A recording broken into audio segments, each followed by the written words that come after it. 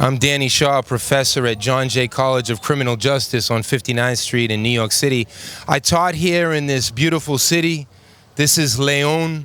This is really a tourist paradise, but because of the U.S. blockade and the informational war, they've done everything so that there are no tourists and international visitors here to Nicaragua. Where are we right now? This is called El Paseo de los Héroes y Mártires. This is the walk of heroes and martyrs. Here you have a compañero Roberto Uembes, one of the Sandinista heroes. These were students, these were workers, these were youth who took to the mountains to fight against Somoza, the sanguinary U.S.-backed dictator. And as you can see, León in Nicaragua is full of revolutionary martyrs, heroines, and heroes. And we just came out of the Student Center. In 2018, it was the objective of the coup mongers, sponsored by U.S. intelligence, sponsored by the NED, sponsored by many NGOs that masquerade as innocent anti-poverty organizations. They tried to burn all of this down. And we just had conversations with everyday rank and file Sandinistas, students, professors, workers who did everything to defend these buildings, their memories, their ideological legacy. So if 2018 was supposedly, according to U.S. media, an attempt against the quote-unquote dictatorship, why would they burn down people's homes, innocent people, student leaders, Sandinista leaders, feminist leaders? So it's so important to expose what 2018 truly was.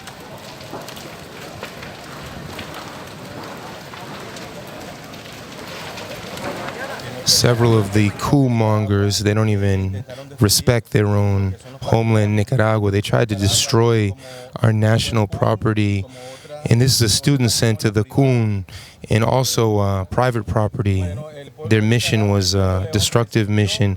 But the people of León, we resisted. That was our struggle. The coup mongers destroyed a lot.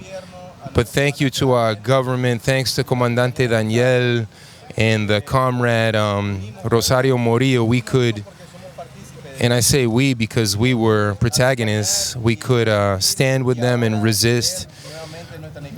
And now we can see beautiful, our beautiful Nicaragua has returned.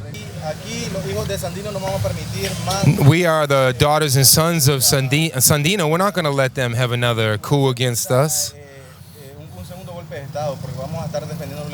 We're going to continue to defend our revolution.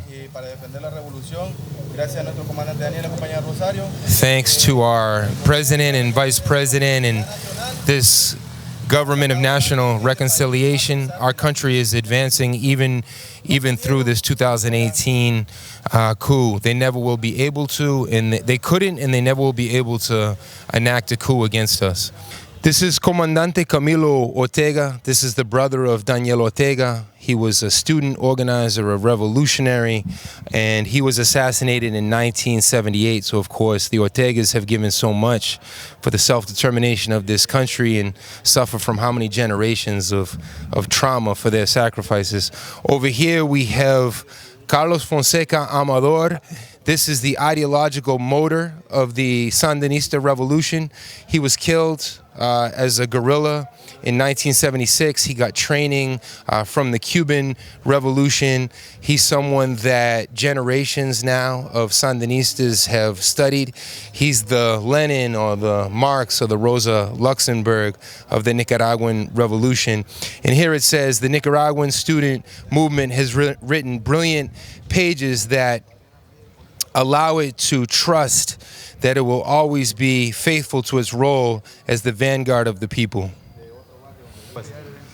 Here we have a beautiful mural. I mean, the amount of murals across Nicaragua, and when I say murals, I'm talking about revolutionary anti-imperialist murals. This is a mural to the Coup. We just came out of the Coup building. Yeah, well, these are the students who resisted the dictatorship in the 1970s, the Somoza dictatorship, and who were cut down.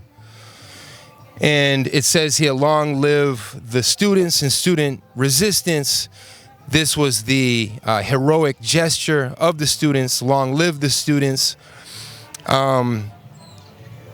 For liberty, we have struggled, and today we swear to defend our university. So this is the National Autonomous University of Nicaragua.